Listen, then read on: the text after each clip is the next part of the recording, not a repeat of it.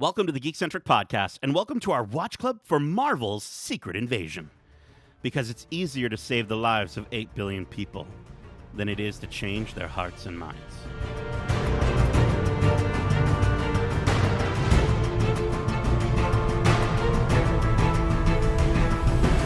Welcome back to Watch Club. My name is Nate, and this is our watch club for Marvel's Secret Invasion, Episode 6, the finale titled Home, directed by Ali Salim. If you're joining us for the first time, this is Watch Club, our weekly review series, kind of like a book club, but it's way better.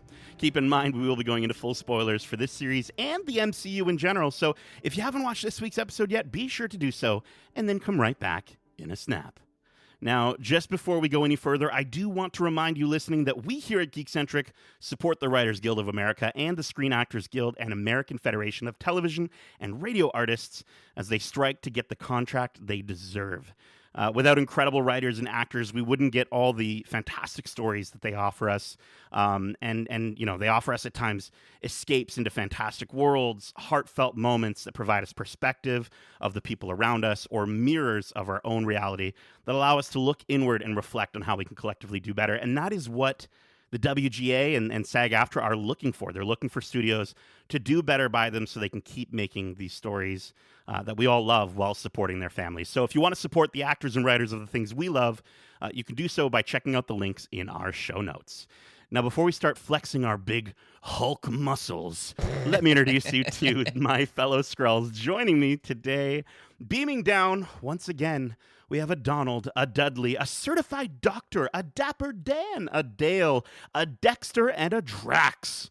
And always a delightful young man. He's Darcy, the green-lovin' Hudson. I think I'd be okay with Drax in any other reference than it was for this show. You don't want a little Drax arms? You want no, I don't. We'll talk about that later. Just God. And alongside him, we've got a surprise guest appearance, a twist, if you will, a lovely Skrull who's a Severus, a Sonya, a Sebastian, a Steve, a Skywalker, and a certified Sorcerer Supreme. He's Spoonr AKA Allan, the super-duper Skrull Martinez. Holy shit, I'm flattered. Yeah, this is way better. You can swear. I can swear? Okay, cool, cool. I try to tone it down nowadays anyways, but oh man, thank you so much. That was awesome. That was a sick intro. Absolutely. I always try to, give a good intro. I thought, all those characters I feel fit within the pantheon of what you love as a geek. Spoonr, you've been on this show before, you've been on Watch Club before, but for our listeners who don't know who you are, who are you? And why do you love the Marvel stuff so much? I am Spoonr, aka Allan, and the current chapter of my life, I am a YouTuber. I'm just out there trying to collect all the things and share all the things that I love, and basically to go on to the next question, which is why I love Marvel. It's the trifecta of cartoons, video games, and toys, and then it branched off into the comic books when I was growing up. So yeah, that's pretty much it. Yeah, well, I mean, I've been we were kind of talking a little bit before the recording, but I've been really enjoying the stuff on YouTube. I will say it's fantastic. It's well edited. You're great in it, and I've really been enjoying it. I will say though, it makes me mad sometimes because I want to buy all the things, and you're making me want to spend money that I don't have. Listen, that's what best friends are for. We're here to enable each other to do the right things for our lives to make ourselves happier. That's it. Me and Nate are the worst people to travel together because we just constantly egg each other on to buy more crap. It's the worst. I love it. I love it. But listen, before we get into this finale, Darcy, last week I asked you whose DNA juice you'd want to specifically make, drink so that you could make a Europe trip better. And we collectively both, we talked about Nightcrawler, ease of travel. I was saying Xavier would be awesome because he could just Jedi mind trick into getting things for free. Speaking of souvenirs when we travel. But with this episode, we see that some of the ways the powers within a Super Skrull are manifesting are a little bit different. So for that, I wanted to ask both of you, if you could have any power, but in only one part of your body, keeping things safe for work, what superpower would you want, and what part of your body would you want it in? And Darcy, I'm going to kick it off to you. I mean, it's so dumb how it works in this show. I really hate how they brought that to the screen.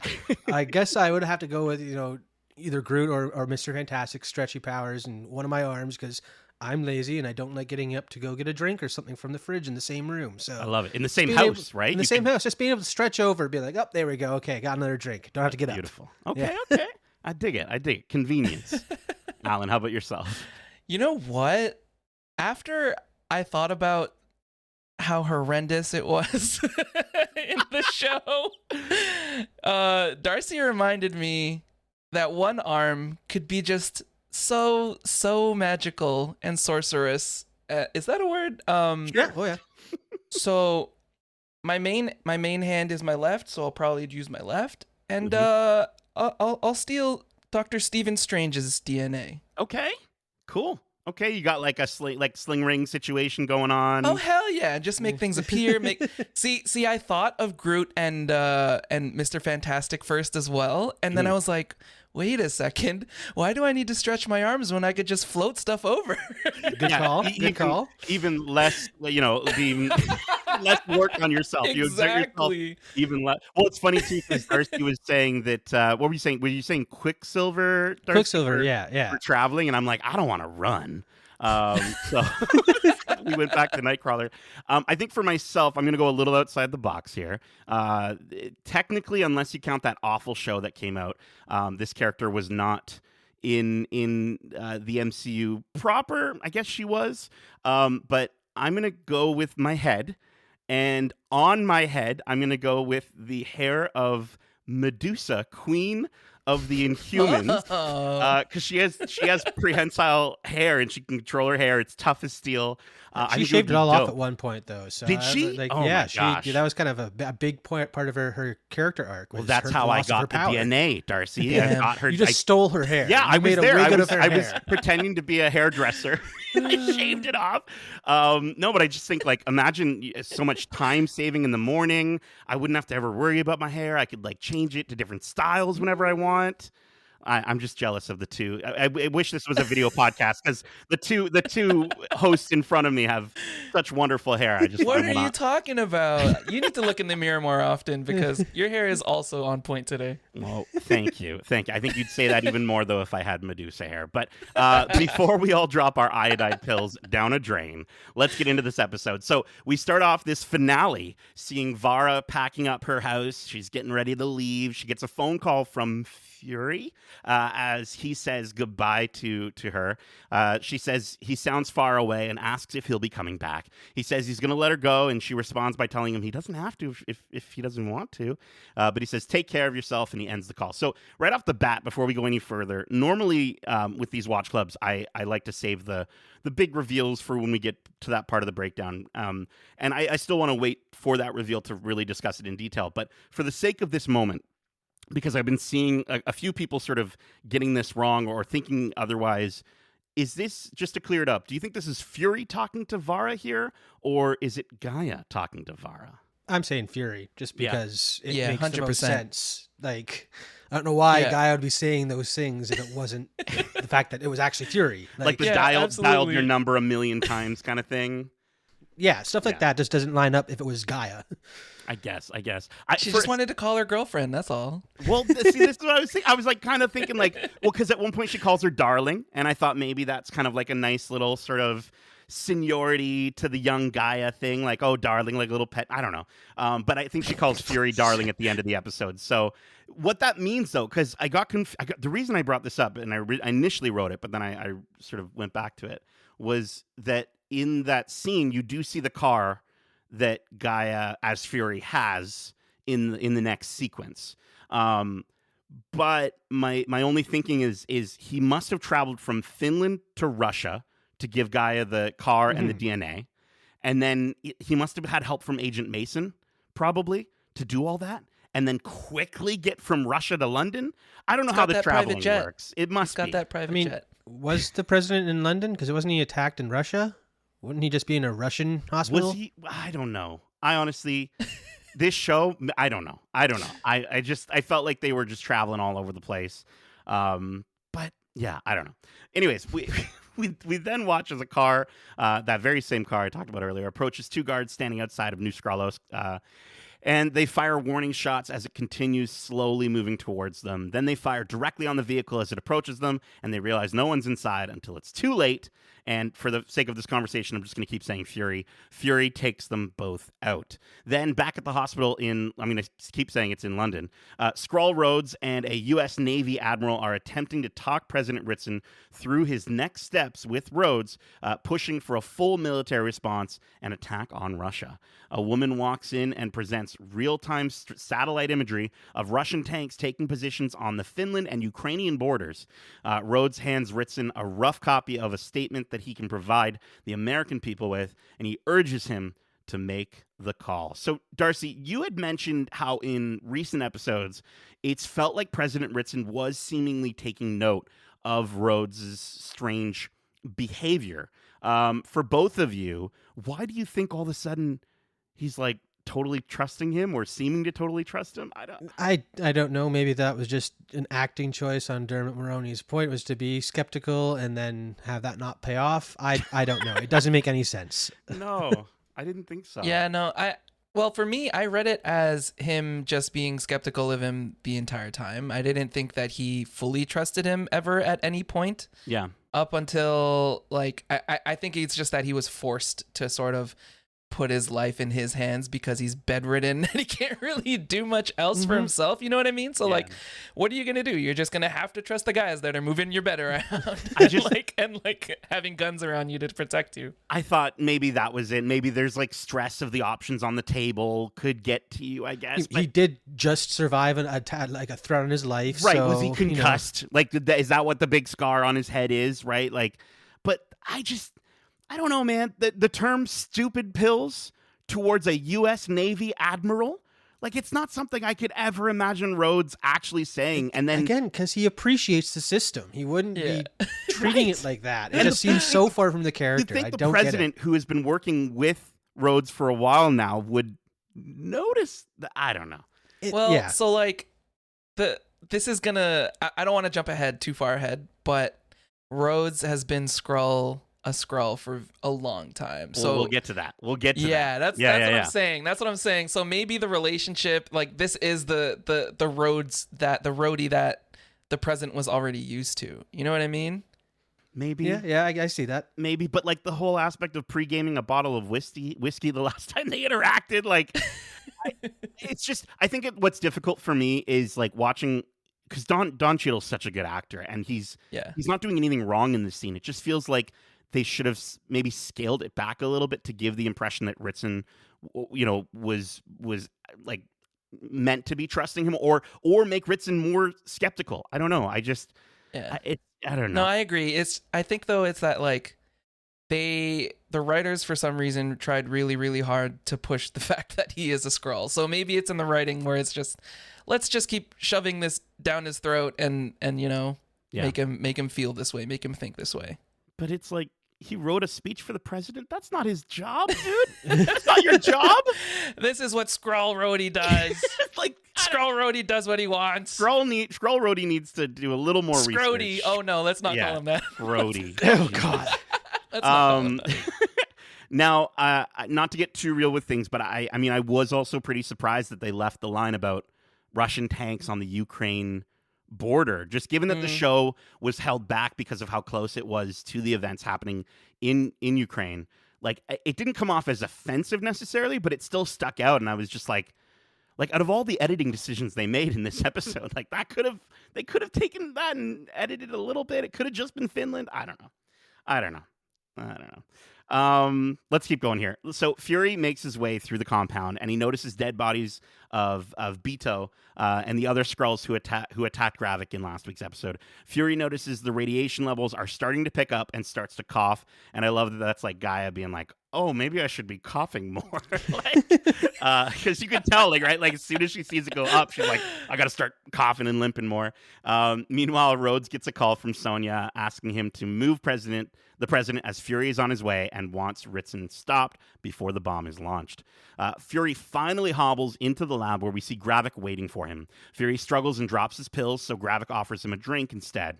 Meanwhile, we see Skrull Rhodes' men are being taken out at the hospital, which, again, just really quickly from an editing standpoint, if you look really closely, the last one that we see is dragged and is tied up and has tape over his mouth, which, like, you're knocked out, bro. Like, why do we need to put tape on the mouth? It's when he wakes up, he does. Yeah, I guess so. I guess. I don't know. I just like when did they have time to do that? I don't know. He's covering all of the bases. I guess. That's fine. So we then see Gravik ask Fury what his backup plan is, and Gravik reveals that he's wearing the skin of the first man Fury ever told him to kill. He continues to explain that Talos turned his own people from a warring people into a group of beggars. He says Fury pimped him and his people. Fury says it was easier to save the lives of 8 billion people than it was to change their hearts and minds.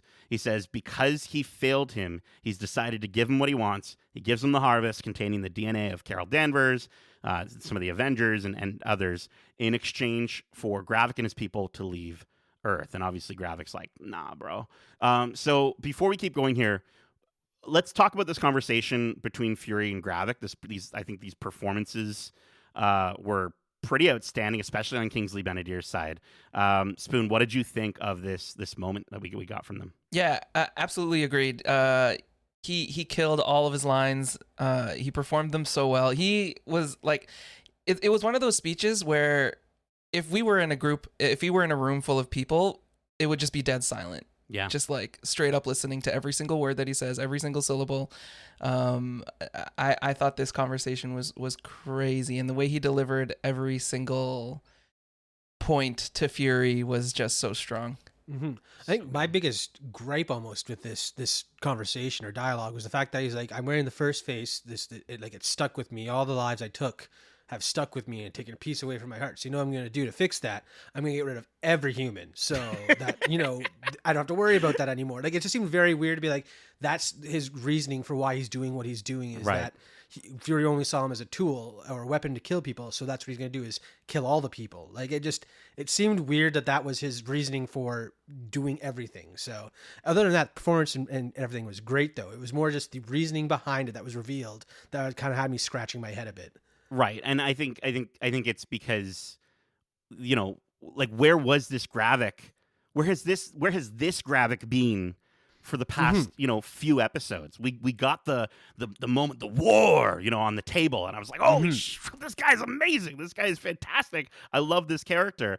And then after that, I don't know, like, besides like the surprise killing of Pagan and like maybe the attack on him, which was pretty cool to see, like, I was really wanting more of this Gravik. Mm-hmm. Yeah, I feel that he's such a good warlord, but it's like, I think it's because of the plot. The plot obviously had to tone him down for the weird motives, the weird choices that the Skrulls were making.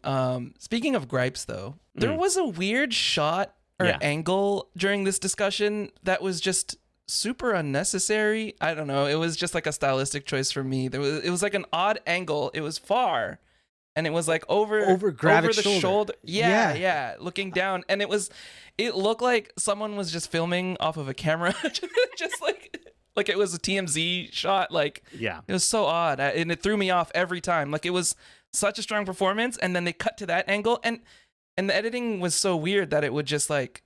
It was sort of like every other word would switch it to a new shot, and that took away from the dialogue so much for me. I totally agree with you, especially because at one point it looks like while Gravik's giving this speech, you can see like over the shoulder, his mouth isn't moving at all. Like, he's not saying anything in that one shot. Yet there's like his voice is going, and it's like you had to choose that shot. You couldn't take a better one where he was saying something. Like, it didn't even have to match. Just have the mouth moving a bit to imply that he's talking. But yeah, the editing in this show has been very interesting. And I'm wondering if it is because, like, again, these cutbacks after the fact where they had to kind of reshape the whole show, and this is what we got as a result, because it at times feels incredibly sloppy. Absolutely. And I think the idea, but with Gravik in the past few episodes, was for us to feel like he's so blinded by his revenge that he becomes sloppy. But then we get this moment with him where I just was reminded of how good this character,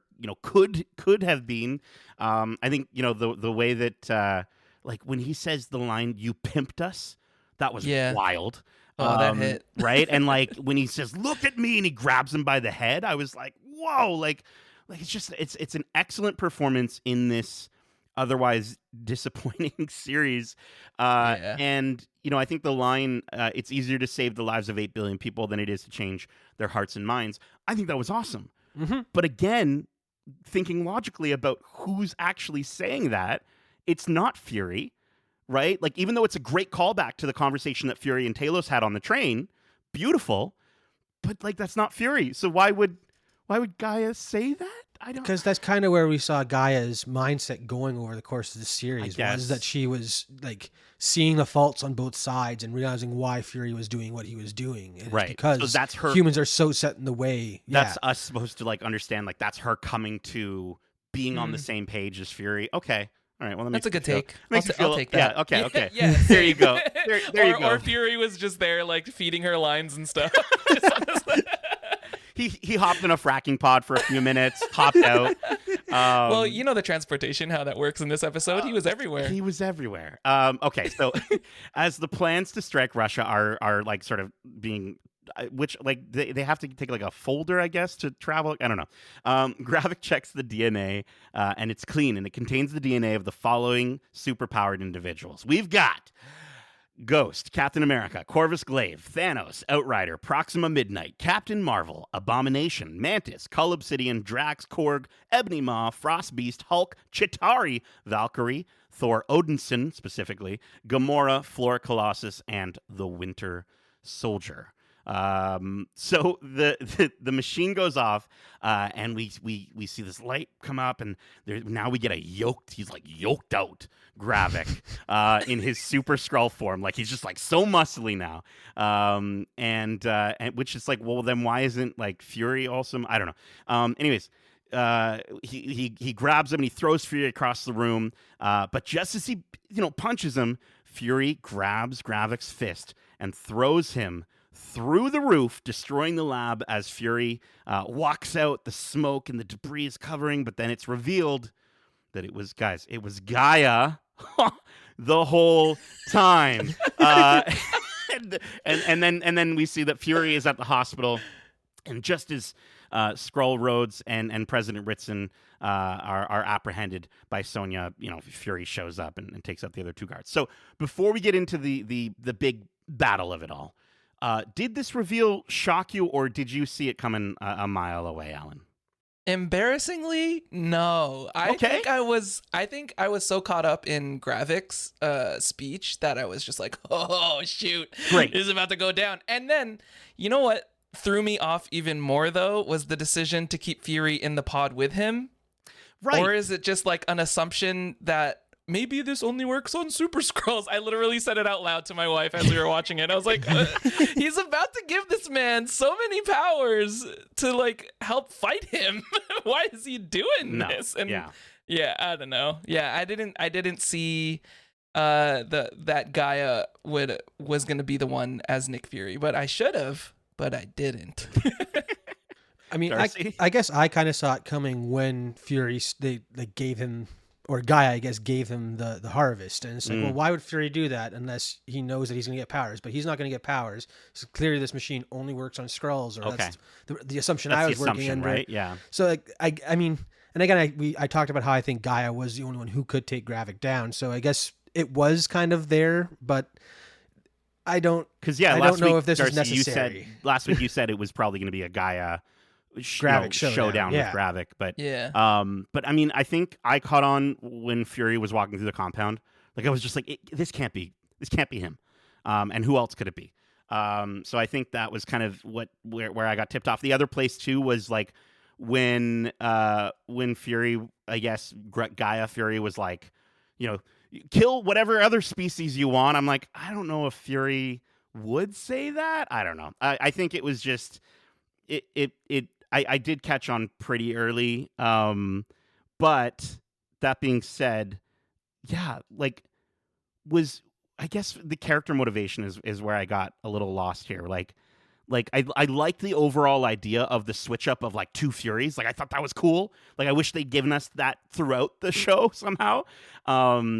But I think the idea was cooler than the execution because from a character, motivation perspective, like you're right. Like why would Gravik keep Fury in there? But then on the other side, was Gaia banking on the idea that Gravik would let Fury stay in the chamber? You know what I mean? Like he's already super strong, even without becoming a Super Skrull. He could have just picked up that weak ass old man and tossed him across the room and then turned on the machine. I don't know. Yeah, but again, if they're going on the assumption that this only works on Skrulls, then keeping him there would just be like an added insult to injury, being like, "Watch so me." Was she playing or ascend 3D chess in her mind with the situation? Yeah, she was just playing his ego, probably. Yeah, maybe. probably. I guess. Yeah, maybe he didn't care because he was so, as we said, blinded by revenge. And also, last thing here, I don't think this was intentional, but shout out to the Canadian Vapor guy on Twitter for pointing out that the light from the machine looks very similar to the scene from the original X-Men movie with the white streams of light mutating people, and it's a mutation thing. I don't think that was intentional, but if it was, then great.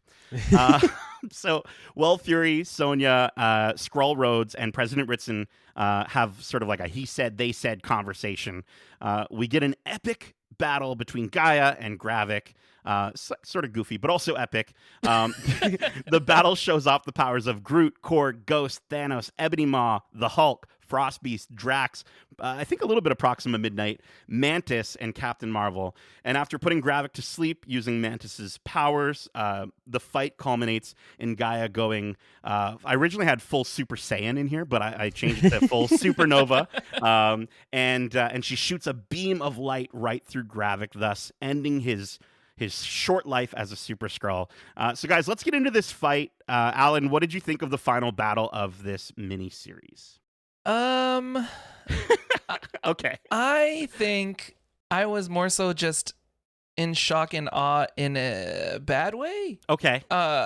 What threw me off the most was the amount of superhero genes and powers that were getting pumped into them just willy-nilly. You know what I mean? Like, let's just... And how fast they picked up on these powers yeah, they just got.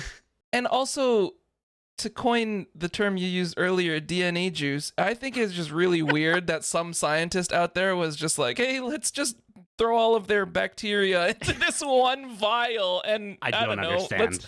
Let's have something with it. But this fight was okay. It wasn't anything special for me. We've seen a lot cooler fights out there. It was neat to see the different powers and stuff, but no, that Drax arm really took me out of it. I just so that's weird. where it took me out. Whereas the execution of it. I mean, in the comics, we've seen a Super Skrull before.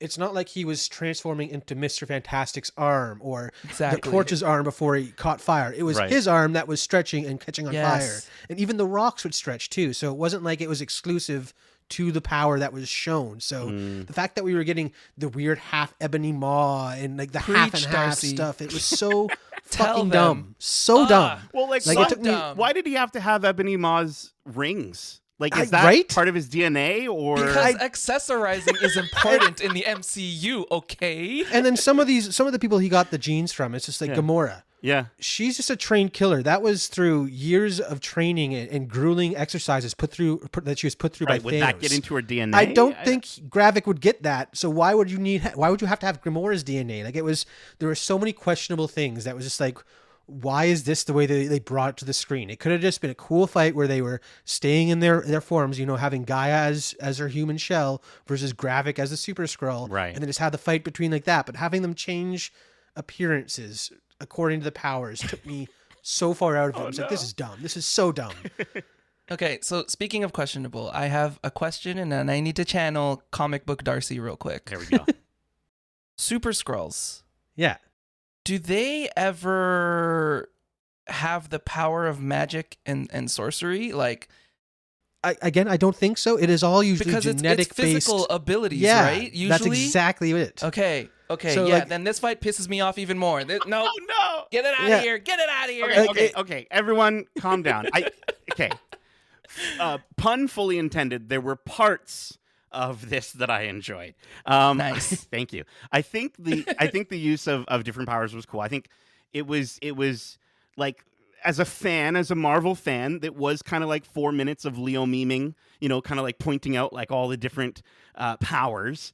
I thought the Ebony Maw moment was cool, even though it was weird that he had the rings. I thought the little like sort of like blip, like little finger It thing was he did cool. was It kind of was cool. I'll cool. admit it. The I'll ghost, admit it. I thought the ghost shifting, I was like, cool. Where did they get Ghost DNA? She wasn't even at the final battle. That's Why true. is she part of the harvest? I don't know. But it was cool to see her using it. And Darcy, that's just a way to remind you, look forward to Ghost coming to the Thunderbolts, in at some point. I did really like the Mantis thing. I think it was smart for them to show powers like Ghost and Mantis with Gaia, because as much as she's fueled by revenge, just as much as Gravik is in this moment, I feel as though it just shows how much smarter she is than this, what we once thought could have been like a, mastermind, now turned into this big, I'm just going to get all the rock powers and the big tree and the big, muscle arms. But dude, baby Drax arm, like, it's just like was scaled so poorly. And I know that I guess, I don't know. It's supposed to look super cool. Like, that was supposed to be a cool moment for her. Choose any, like the sword thing that she did where she slashes the ground first. Do that instead and say something cool. I just don't understand how they watch this back and were like, yeah, I think you nailed it on the head with the scaling of the arm. Like, she could have had the same design, the same texture. She could have just had a slightly more buff arm, but with Drax green with the red tattoos, and that would have been so sick. But we got all shoulders, all biceps, all triceps, and like just tiny T-Rex arm, John Cena like looking thing, and like, no, I'm okay. And like, were the clothes ripping and then repairing themselves when they changed back out of the arm? At one point, Gravik had a Hulk leg that had purple shorts, and I was like, "What do we normally have purple shorts in the MCU?" At one point, it was hinted at. It was like a light purple. Why would that be? Yeah, because it's like that's not part of the DNA. I don't know. And speaking of ripping and tearing and healing, what happened to the powers from what's his name from Iron Man 3? From Extremis. Yeah. So she shot him in the gut. Yeah. Big hole. Definitely not his heart. Yeah. But then he was just dead then? He got shot in the face and could heal from that. But when you get shot through the gut, guys, Extremis doesn't work. Okay, trust me. Damn, no more stomach. You're done for. No digestive system. You're done for. Is that how Skrulls? That's Super part of it. Skrulls' weakness. Well, you know what's funny is because Darcy was saying that Gravik was fueling his Extremis through all the sugar that he was putting in his tea. So maybe without a stomach, he didn't have his sugar. Oh my gosh! It wasn't there anymore. Now, okay, so last couple things I want to say about this fight. A lot of people, they get their gears grinding about Marvel, and I think there's a big sort of like, there's a lot of people that love to hate on Marvel. It's like Marvel was so good for so long, and then there's people that are like, okay, when can we tear this down? And I think there's been a lot of like unjust tearing downs of Marvel 1,000%. When there didn't need to be. I think in this case, collectively. The fandom is kind of pretty upset with this show. I think one of the big things that we often talk about is a CGI big battle with two opposing characters with the same power set in a finale of one of these series. And it's pretty much been the case for pretty much all of them. And so I think like that sucks, but that's not even where it lost me. I think where it lost me, and this is especially kind of something that I noticed in the second watch through, was last week in the last episode, Fury gave a really heartfelt speech about how he doesn't want to call in the Avengers because he wants to handle this mistake himself. But then when it comes down to it, he relies on a super-powered individual to still help him save the day. Meaning that if he was okay with this plan, why not then call in more superpowered individuals, someone like Carol Danvers, especially given that she has so much connection to the Skrulls as she does? Like, I get that would skyrocket production costs. The show already is costing $2 bajillion. So to bring in, I'm sure Samuel L. Jackson is not an inexpensive person to have on your show, but it's still really, for me, it devalued the biggest aspect about this character. And, like, I get that was them trying to, like, cover up the plot hole of, like, why not bring in Carol Danvers? But at the same time, like, if you're just going to have a Carol Danvers anyways, then what was it all? What did it all mean, Fury? I mean, maybe he saw that it's not as bad as relying on a different superpowered individual because it's a Skrull helping him solve a Skrull problem. Someone who's very close to the issue.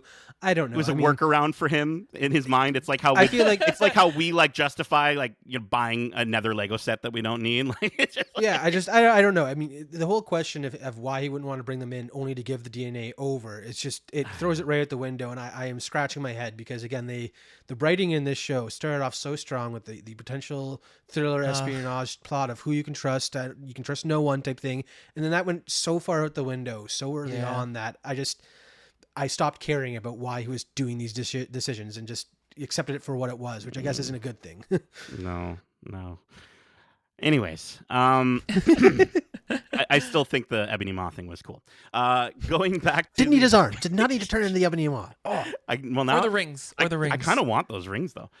So back at the hospital, tensions rise until Skrull Rhodes knocks Sonya away, taking her gun. But just as Sonya or Skrull Rhodes or Rava is about to pull the trigger, Fury shoots them in the head, revealing to the president that his advisor has been Rava this entire time. Sonya hands him a phone, and he calls off the missile strike.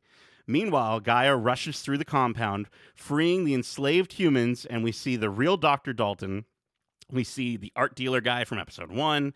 We see that woman who I really thought was going to be Maria Hill or Soren or someone important because they kept focusing on her. And even in this final episode, they still took time to show that she was in the cradle. She was okay. Like, why? We see the real soldier that Brogan was portraying, and we see the real person that Xerxu was portraying, as well as the UK Prime Minister. You mean Pagan? Oh, sure. Pagan. Pagan was the yeah. Oh, okay. Sorry. Yes, Pagan was portraying that soldier. The UK Prime Minister, and we had Everett Ross, and of course, the real Colonel James Rhodes. And when Everett asks Rhodes how long he's been there, literally the question that we're like, yes, ask him. We see Rhodes struggle to walk, and Gaia tells him he's been held hostage for a quote-unquote long time. Okay. So let's get into this conversation, okay? This is the part of the conversation that I really wanted to get into because I think there are multiple ways that we can look at this, and I think a lot of the internet is looking at it in one specific way, and I really... There's only one way. There isn't, though. There isn't. It can't be... I don't want it to be, Alan...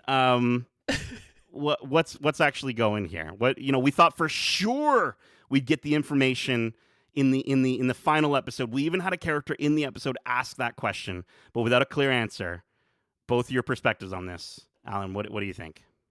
It all goes down to the hospital gown. Oh wait, that's a bar. That rhymed. I didn't mean for that. But I like it. So we were watching it, my wife and I, and she calls out the hospital gown. Yeah. And I'm like, okay, when does Rhodey have a hospital gown? And then we rewound it a couple seconds, and he's not walking properly anymore without the help of other people. Totally.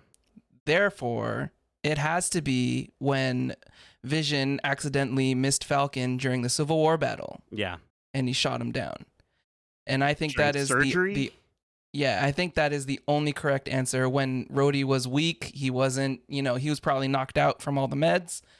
That's an easy swap for a Skrull. Yeah. Easy swap, especially when there's probably hella staff in the hospital that are Skrulls. But do you want that to be the answer, Alan? Yeah, absolutely. Really? See, okay, I'm going to dip into comic book Allan real quick. Okay. This Whoa, you just shifted like a Skrull. That was crazy. Yeah. The fact that Rhodey was a Skrull for so long is one of the main reasons why I love the Secret Invasion comic book series so much. Okay. because you literally fell in love with characters for decades, and then they were like, bro, she's a Skrull. and you're just heartbroken. Like, it sucks, but like that's what makes the story so much more impactful, and that's what like made it mean so much more of what Skrulls can do and what they've been doing. Right. So like for him to be a Skrull since Civil War, yeah, give me that. I'm eating it all up. Oh, I don't know. Because then we, like, what? They're going to make us wait till Armor Wars to get, hopefully, addressing that, like, where's Tony? Like, we have to, like, because don't get me wrong, you're right, that's a very compelling thing. But why wasn't that just plopped into this episode? At least just like a 3-minute sequence of him learning about the fact that Tony and like the Thanos happened and all this stuff. Like, we could have gotten a really cool setup for the next time we see James Rhodes, but they're just like, he's been here a long time. And what I think takes away from that too is the fact that we were saying that the Rava Rhodey does seem much more arrogant and cocky and less caring for the system that he rose through to become the War Machine. So to me, it takes away a lot of, if that's the answer, it takes away a lot of that character growth that was very earned for Rhodey, and now it turns out that was a Skrull that threw it out the window shortly before they die because the power get to their head. I don't know. I hate to break it to you boys, but it's right. Well, I've got a rebuttal, but I'm going to get to it in a second. Sorry, Dirk. The director confirmed it. What has me questioning it was more the fact that, like, if Armor Wars was supposed to come out much sooner than it did, and I wonder if that story was going to play into this. Where does that fall in the timeline?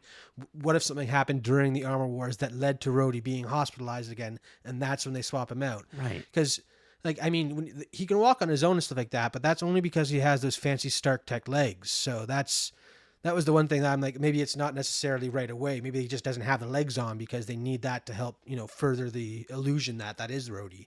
I don't know. I just, the director confirmed it, then that upsets me even more because the changing character is even more jarring now if it was the same character the whole time. Okay. So then, like, because now you bring up this new information, Alan. I'm reading the article on the direct.com that's saying about, yeah, okay. But, okay, here's the thing, okay? Wait, I think the post was taken down. I'm trying to look for it. Oh, because maybe they changed their mind. But, yeah, go on. Okay, let me just bring up a couple of things. Okay, so, sure, Civil War, there are two factors in my mind that go against that idea. One, in Endgame, Rhodey is bleeding. What color blood? Not purple blood, red blood. How did Rava do that? Okay. Mm-hmm. Secondly, okay, we know from this series that Gravik or Rava probably Gravik was leading the collection of the harvest.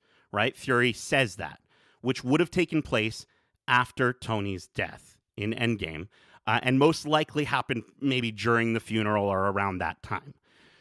I don't think Gravik or Rava would have any reason to plot against Fury that far back, because Fury mentions how he had the harvest, led by Gravik, and it sounds to me like at that point in time, Gravik would have still been on board with what Fury, kind of was going for, and like, if he was against Fury in that moment, why not just keep all the DNA right at that point and implement this plan right away? It wasn't until Fury went up to space, refused to come down, that we saw the descent, or that we assume the descent for Gravik occurred.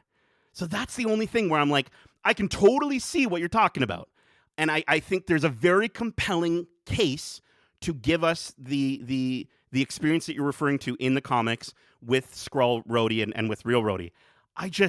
It doesn't work. I don't think it works. Well, Nate, I hate to break it to you, but a lot of this show doesn't work. And that is my main rebuttal. I appreciate it. I think there's food coloring in the blood. There you go. She probably yes. turned it red in Endgame.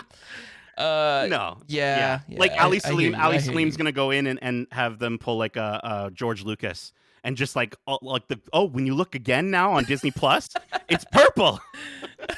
I was going to say, I mean, after that big fight in Endgame, I'm sure all the people, the more human Avengers were hospitalized and checked out for any serious internal injuries they took in this massive battle against aliens. So maybe I'm hoping it's after Endgame, after that funeral scene. Yeah, Where like, go he's like, mourn I gotta your go in friend, for a but then we checkup. got to do a checkup on your back, kind of thing. Yes, exactly. Want to see if you can still walk all right with these like you're weak, prosthesis or something. weak. I don't You're know. a weak scroll. You're a weak scroll. We play the long game out here, baby. I knew you were a We play the Skrull long this game. entire time. All right, so let's keep going in our conversation here. But I'm happy that we sort of came to a resolution. So No. now that everyone is saved, the president he's real mad. He's all upset, and he puts out a State of the Union address to the world, saying he's going further. He's going to present a bill to Congress that designates all off-world born species enemy combatants. He says, "We know who you are. We know how to find you. And we will kill every last one of you," is what he says. Which is also very dumb. Yeah. Half those off-world super combatants dumb. have saved the world for them. Brutal. Like, Super go back to Skrull that- dumb. Yeah, like go back to that big battle. Aliens were fighting for Earth. Yeah. We quickly see a little moment between Fury and Priscilla asking, he asks for one last chance, and it sort of seems like they sort of break up in this moment. And then for continuity purposes of this discussion, I'm going to go a bit out of order here, but we also see Fury call the president, telling him he saw his hateful ass speech, and he saw his hateful ass speech that he gave, and that he took a bad situation and made it worse. He says, "That's real one-term president stuff," wink, wink. And as we see the hit squads that the president inspired killing off Skrulls, good or bad, or some of them aren't even Skrulls, Ritson ends the call by saying, "If you truly care about the Skrulls, get them off my planet." He didn't have an accent, but I just added that. So Talos was absolutely wrong. And after everything we've seen in this series, we still end in a place of violence and war with the Skrulls, which I think is somewhat compelling. What did you think of this decision from Ritson and the violence that it inspired, Alan? It's just yeah. What Nick Fury said, Yeah. Yeah. There's just I don't have much to say other than it's stupid. Well, I mean, I do like how they set up how Harrison Ford's Thunderbolt Ross becomes president, because this guy wages war against all aliens in the universe. Yeah.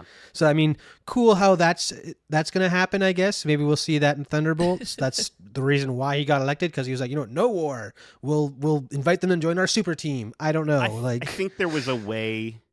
I think there was a way to maybe still get to that place where he's replaced as president without having to just completely morally compromise the character out of he wasn't this bad 5 minutes ago, and yet now he's just evil. Yeah, his mindset just flipped. You would have thought that he would have launched a bomb at Russia if he had that mindset to begin with right off the rip, but no. And he's like, so is he a Skrull? Nope, he's not, as far as we know. I so badly wanted him to, though. Right, just at the to be one shift, and that would have been so cool. I don't know. I think though, the sequence, the sort of the montage that we get was heavy. I think we've talked about the violence in the show in the past, but this was this was really shocking stuff. And we talked about the aspect of how close this is to the situation in Ukraine, the war in Ukraine, and how I think this reminded me a lot of the storming on the Capitol. And two of the men, you notice the two men that kill Shooter McGavin's anchor character, who is essentially like a Fox News anchor. Those two of the guys are wearing red hats. And I'm just like, damn, they're going for it. And I thought this sequence, as violent as it was, and as sort of dumb in the way that it manifested in the show, I thought it was super interesting. And I'm like, I was just like, but this is the stuff you put 4 episodes ago, not in your 3-minute ending of your finale. Sure. It was so. It just felt like I think they could have really put this in a little bit earlier. And And I think had this show had a longer runtime, they would have had the opportunity to do that. I was just gonna say that. You Yeah. know, like I think it's not often that we get a show in general where we have the big bad CGI fight and then like a little bit more room to breathe on the other side. Like, I imagine getting 2 more episodes or even 1 more episode after this, going through the aftermath of these situations. That would have set this series apart. But then it's just in a montage. I don't know. That Skrull woman, though, at the end, badass. Like, whatever her name was, with the sword and stuff, and she's taking out all the humans. The one on the council who didn't shift or didn't bow to Gravik. Yeah. She needs to come back. back. I love her. She needs to come back. Absolutely. Yeah. Okay. Anyways, back to Gaia. She's a super Skrull, just walking down the street, just randomly, and she notices she's being followed. She's confronted by Sonya, who asks Gaia for a partnership. She says Gaia's people need a leader and the resources to fight this war that Ritson has launched on them, and she can give her those things. Sonya says, I will use you, and you will use me, and together we'll make this planet safe for both our people. As Gaia agrees, we see that together they also discover that there are so many more human bodies being held by the Skrulls. So 2 things here. What do you think this agreement with Sonya actually means? And what do you think they do with this discovery of all the other trapped humans? I mean, I'm just confused as to how Sonya found this other massive bank of bodies, and why are we only finding out about this now? How come there aren't more Skrulls, picking up Gravik's flag and continuing the fight or anything like that? If they're that ingrained in society, how come they're... I assumed that place where they found all the bodies was at the compound, but again, that wouldn't really make sense because we don't see Sonya coughing up a lung walking through the that radiation. Looks like it's almost in the middle of a city, like underneath a city or something. It just... I don't know. Introducing that at the last minute seems so out of nowhere and random. Yeah. And it was a forced, like, here's more. Right, but it wasn't really. Yeah. I don't know. It just the fact it wasn't that, executed well. Yeah, and the fact that she asked Gaia to join him, it's just even more confusing because, like, what is Sonya going to help the Skrulls fight against the humans? Because you got to assume that some of London is going to be fighting against them as well. Right. Like, is it a worldwide thing or just the States that's waged war against the aliens? Like, it's just, I'm very confused. This is what I was thinking. I'm like, when she says her people, I'm like, does she mean British people? Like, is that? Yeah, like what are you talking about? I did a little bit of digging, and supposedly MI13 is a solution, and we always talk about how like Marvel likes to sort of change up things in the MCU comparative to the comics in different ways. So like maybe Gaia could be the Captain Britain. Like we know Black Knight, we know Blade are going to be in the MCU at some point, I guess. So maybe Gaia could be that role of Captain Britain. I don't know. No, because like, do we need another team though? It's like we got the Thunderbolts on their way. We got the Young Avengers.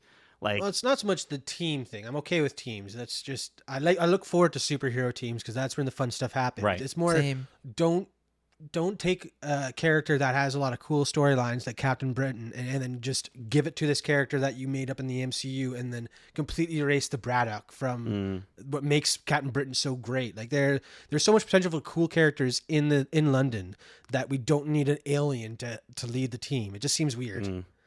And not to mention, they're going to have to dumb her down in the future. If we're going to see Gaia again, she cannot be as OP as she actually is now. How does it work? Yeah, because she is the strongest, period, because she has all the powers. So yeah, she is the Guardians of the Galaxy. Although all it takes though apparently to put one of her down is a shot through the gut. So Captain Marvel can handle that. Yes. Like, no more sugar cubes. Yeah, seriously. I don't know.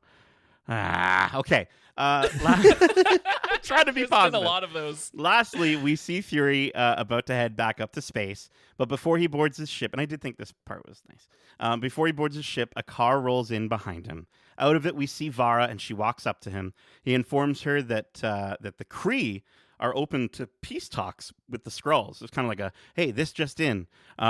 He asks her to come with him as he needs help with a peace summit, calling her the best diplomat the Skrulls have ever had. She tells him that she'll help him get started, but she's got to get back because she can't be in the Marvels movie. All of their work is here on Earth, and it's never been more important. She shifts back into her own skin and tells Fury that she loves him, and as she loves him as she is, calling back to the poem that they had read earlier in the series. He responds with "Only as you are," and the two embrace with a loving kiss, and they walk off into the light of the spacecraft, and the series ends. Really quickly, seeing this scene within 24 hours of the U.S. government being like, yeah, aliens, they're real, okay, was just like super surreal, because I'm like, okay, so we wanted to get this scene on Disney Plus as soon as we could so we could show the aliens that we're down to, get down with them. But besides that, and try not to take away from this lovely moment, what do you think? What did you think of this lovely moment? And what do you think Vara meant by the fact that her work here on Earth is more important now than ever? Darcy. I'm just glad that one of my predictions for this show came true, and that Fury and Vara's story will continue. I did call that after their last conversation together in the house there. So if that's the only thing I get from the show, I guess it's a win. I don't know. It's the last thing I was one of the last predictions I was hoping I was right with. Yeah. But it was very sweet to see. Again, you can see that the characters love each other, and that will continue going forward, whatever new shape it may take. That's for us to find out as we continue through the Even MCU. If it's like off screen with some like bad ADR of just like her character saying something in the Marvels, and like you hear something crash in the background, and Fury's just like, "Oh, my wife," like Vara, she's just yelling at her. Just yelling at her. Like, I don't know. I don't know how soon we'll get to see it continue on screen, but you're right. I'm happy, regardless, that they are working. Man on his bottom still managed to get the love of his life back. Beautiful. So that's a happy note to end on for at least the character. Yeah.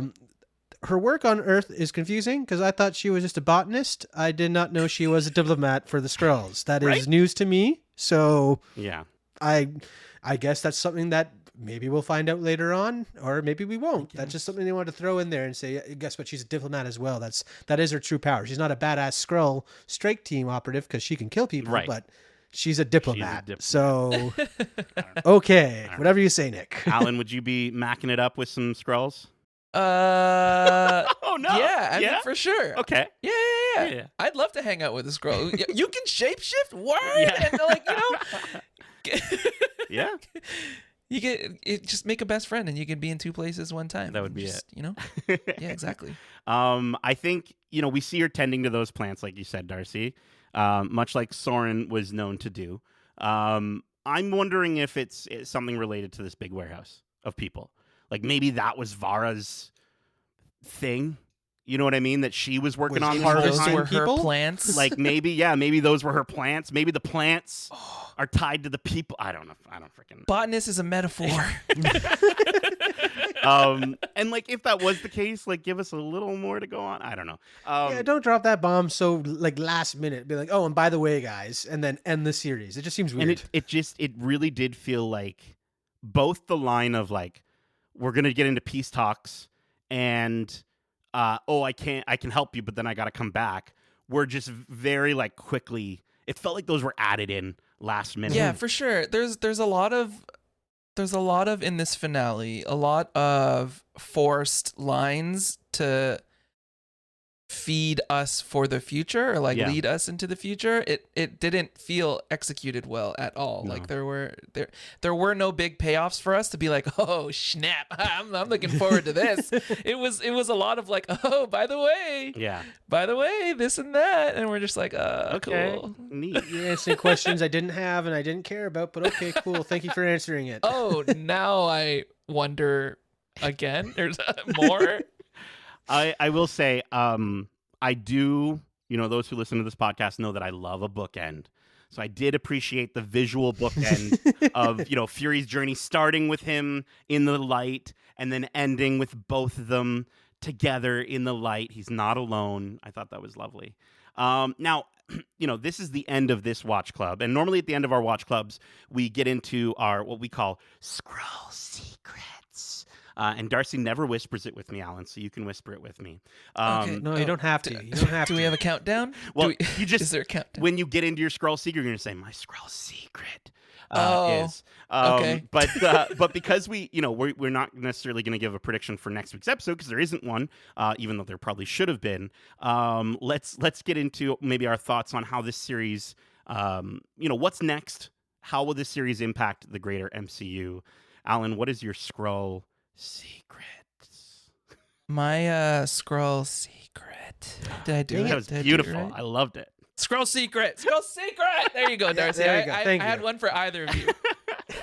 Whisper and a scream. You guys mentioned Armor Wars earlier, and one of the big things as to why I wanted Rhodey to be replaced after the Civil War battle is because Armor Wars. I was reading about it last night. Is about Tony basically getting rid of other people who are using his technology incorrectly. Yeah.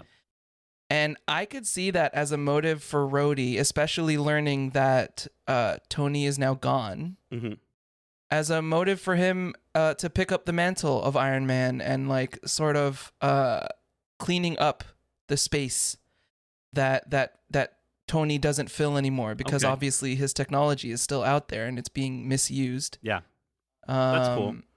I even like the idea that maybe some of the Skrull tech that we got to see in this show, if they want to do what they should be doing, and that's bringing stuff to full fruition, maybe some of that was Stark Tech. You know what I mean? And maybe that plays into like Skrull or real Rhodey being like, if it wasn't for that, then I would have had my last 5 years or whatever, or however long he was gone. So, and then to bounce back to what the show was actually about, the Skrulls. This is I don't want to go too far ahead because it's like also has to do with my overall thoughts of the series and the final score stuff. Sure. But I have hope that I might still get the kind of secret invasion that I wanted and needed out of this series that I didn't get. Okay. Interesting. I will elaborate later on. Okay, sounds good. Darcy, do you have any Skrull secrets? Not really. I mean, like Spoonr said, I'm definitely thinking that the whatever happened to Rhodey will definitely impact his decisions going forward in Armor Wars, and why he's maybe on this crusade to make sure that his tech or Stark's tech isn't being abused by the wrong people. So I'm looking forward to that. I hope we get Justin Hammer back for that series, because I will watch any Sam Rockwell movie just because Sam Rockwell's so delightful, and Justin Hammer was so far underutilized for that movie, and he'd be a great enemy for that. Agreed. But aside from that, I don't know where they're going with the Skrulls. The fact that we got that Peace Summit throwaway line, and the fact that we are getting the Marvel soon after this, maybe we'll see maybe the result of that Peace Summit or what came from it. Maybe they are still at war.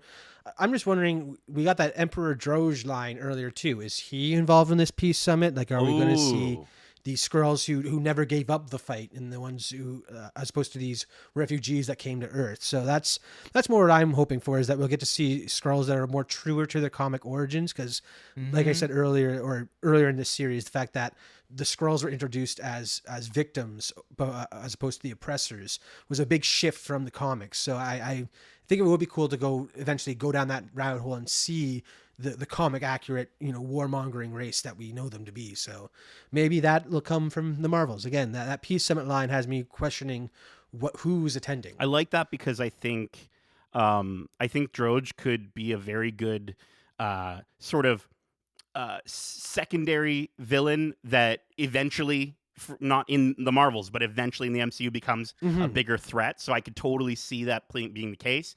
I think it's tricky with this stuff, because on one hand, oftentimes, a lot of plot lines from Disney Plus series, they haven't shifted properly into the MCU. We got WandaVision into Multiverse of Madness, but that movie, I think, did her character more harm and almost went against what the series was setting up. And I think a lot of the subtle character reveals, or like the things that we see at the end of movies, like, is Harry Styles going to show up or not? Like, what's going on? like all these like sort of like little Easter eggs and these little plants for the future.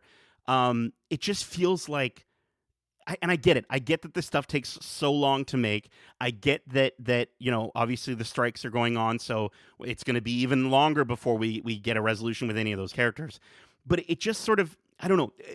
I don't get a lot of confidence often that any of these sort of big reveals or these like little hints into the future are going to manifest anytime soon. That being said, my scroll secret is that absolutely this is going to play into the Marvels.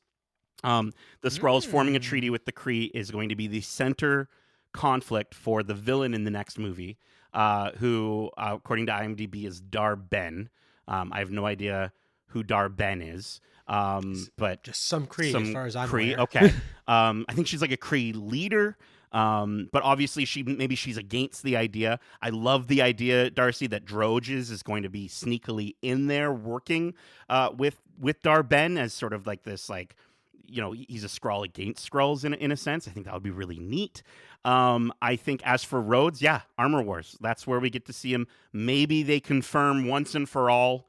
They better. Like if they just not address it, like when the change happened, all of us are going to be upset. I think even Allan would be upset by that if they were just like to never touch this idea again. But I think the only Skrull secret that I really want to come true is I want Sonia Fallsworth and Valentina Allegra de Fontaine together and hopefully as enemies. Like I want to see these two on that screen. banter would be so good. Like she stole the show for me, she Sonia. Stole the show. So she was incredible. Yeah. And I'm sure one of the only good things to come from this show is Sonia. Well, we're gonna give her probably more praise in this final segment of our Watch Club here, because I want to get into our overall thoughts and final score, which because this is our series finale for this Watch Club, we are going to be rating this episode on a scale of 1 to 5 dead Skrulls. And then we're going to be giving our series rating on a scale of 1 to 5 super Skrulls. So, Allan, I'm going to get you to kick us off. Give us your thoughts and rating of the episode and then the series. Okay, so we were just sharing our thoughts, so I'm just going to keep that short. It was... is there 0.5s in this scale? Yeah, wait. Are there half bodies? I'll give it to you. I'll allow it, yes. Oh, yeah, 0.5s, Okay. absolutely. 0.5s, 0.6s and 0.7s, only one of our hosts gets away with it because that's okay. I just don't have the heart. But What is that, a finger? No, that doesn't work. That doesn't work in this one. I'll 2.5 dead Skrulls for the episode. And before I get into the rating of the whole series, I want to preface with the fact that Secret Invasion in the comic books, God, I feel like I don't want to be that guy, that's. But in the comics, what I wanted, because what I books. think should have happened. Yeah, I hear you. Yeah, We're all you know that. what I mean? We're all that that. one. It's okay. Yeah. But I'm gonna own it because Secret Invasion was one of the first major events that I ever read, ever collected, and I fell in love with, and it was just such good storytelling for me. It was like one of the first major events that I was like, oh my God, this is comic books. Like, this is so sick. Yeah. And it means a lot. It meant a lot to me when did it first come out? It was like, what, 2009, 10 maybe? The original one was even before that. Yeah. So the Skrulls in that story were so scary. And like the tagline of that series, "Who can you trust?" or "Trust nobody," is like it actually meant something. And in this series, it didn't feel like that. Yeah. I really wanted Secret Invasion to be special. I really wanted Secret Invasion, and I still think it can, which is like to go back to what I was talking about earlier with the secrets. I still think, or rather, it's just me ignorantly hoping that the seeds will still be planted for the type of Secret Invasion that I got in my comic books back in the day, like years ago. You know what I mean? But this was very disappointing for me as a big Secret Invasion fan of the books. So I did enjoy the first half of the series. Yep. So I think I'm okay with giving this a 3 Super Skrulls. Okay. 3 out of 5. But wait. Oh. I just remembered the AI intro is a 2. It's a 2. Oh, it's damn. A 2. Oh, shoot. It's a 2. No, it's going to get dropped a full point. Fuck AI. Wow. I'm sorry. It got... Fuck AI art. Yeah, I'm good. Okay. I'm good. It's a 2. It's a hot 2. It's a hot 2. It was a 3, and then it shifted into a 2. Jeez. Yeah. Okay. Yeah. That AI. Darcy, how about yourself? I mean, I think I've made my thoughts on the episode pretty clear. I'm right there with Spoonr, 2.5 out of 5, Dead Scrolls. Just a lot of the execution and the editing in this episode really shows how sloppy this show devolved into, because again, it started off so strong. Oh, devolved is such a good word for it, for sure. It started off with the promises of that who do you trust mentality that made this first comic special, and I was appreciating the fact that they weren't focusing on the Skrulls taking superheroes. It was more the everyday person that was the threat, and I liked that spin on it, because we have enough hero fights across the MCU. We don't need more. It's one thing in the comics there's 100 comics coming out each month, so you can't really dumb that down or tone it down at all. It works for that medium. Coming to this medium, it doesn't translate as well, and I was very disappointed with the fact that, again, we started off so strong in this series, and then after those first 2 episodes, it's almost like they forgot that they were going for that spy thriller, and we're just like, all right, we're making an MCU show, and then just followed that formula for the MCU, leading up to this clash between 2 big bads who have the same power set, and one of them is ultimately killed. It was very reminiscent of early MCU villain arcs, where the villains are just, inherently bad. They have no good reasoning to be why they're doing what they're doing, and then you kill them at the end of the movie, and then you move on to the next big bad for the next one, which is what they turned Gravik into, unfortunately, where he could have been this ongoing threat that really was a mastermind behind the scenes.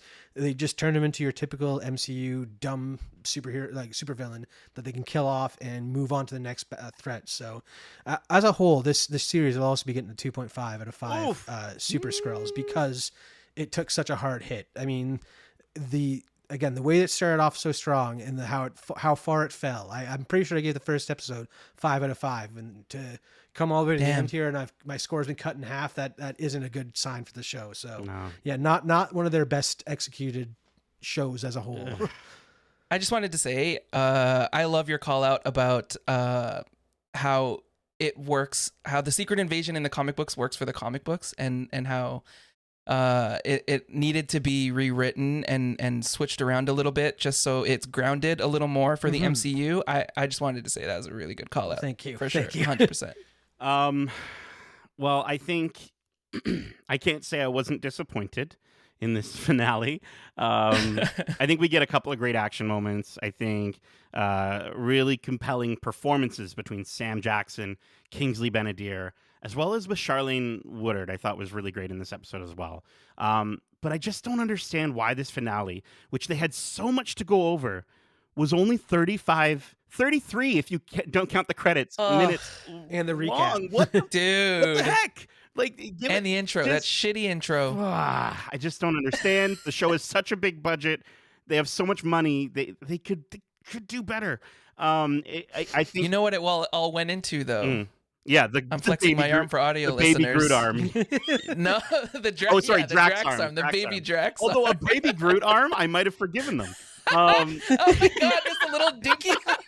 Because she doesn't know how to use the powers yet.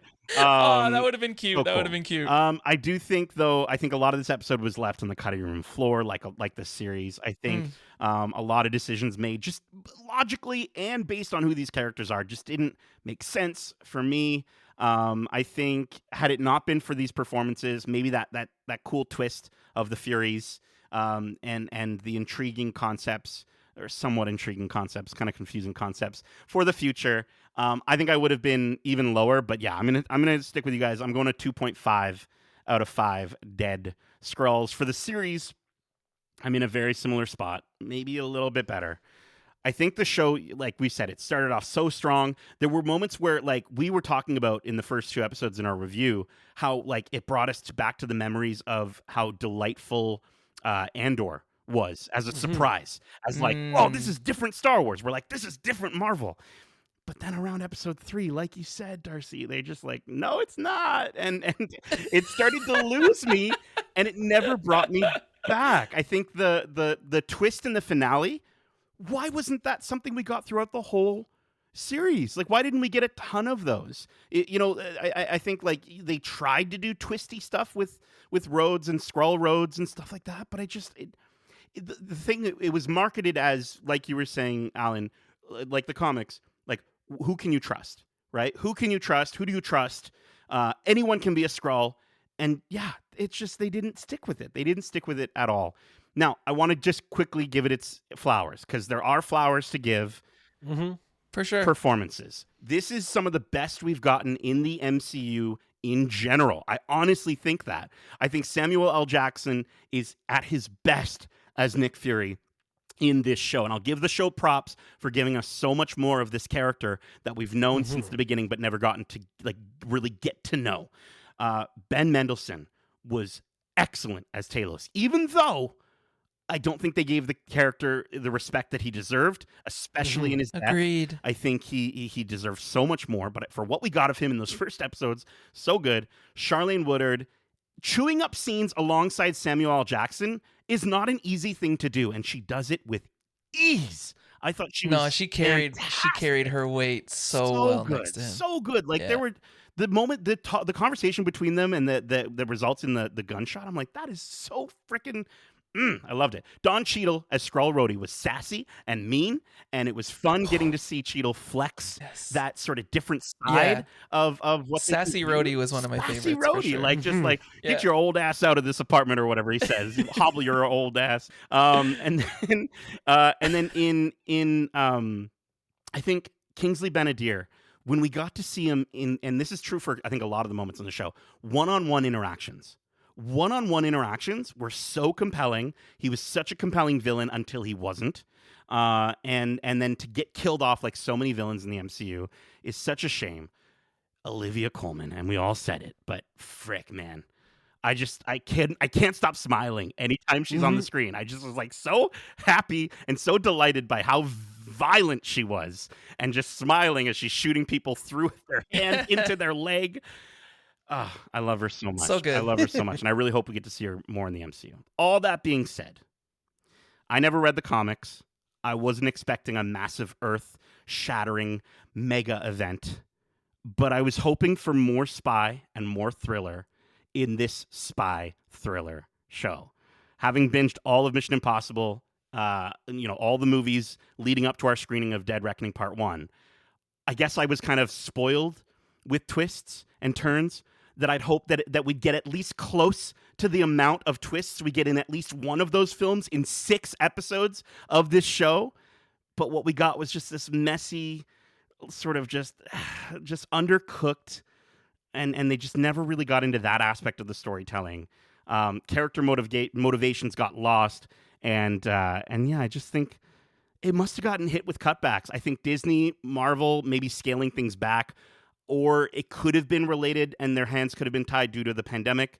This, was produced during a lot of that. So, again, I completely get the aspect of like, well, we got to work with what we've got or what we're given. I know, that there are a lot of hands in the pots when it comes to these big, massive corporate run franchises.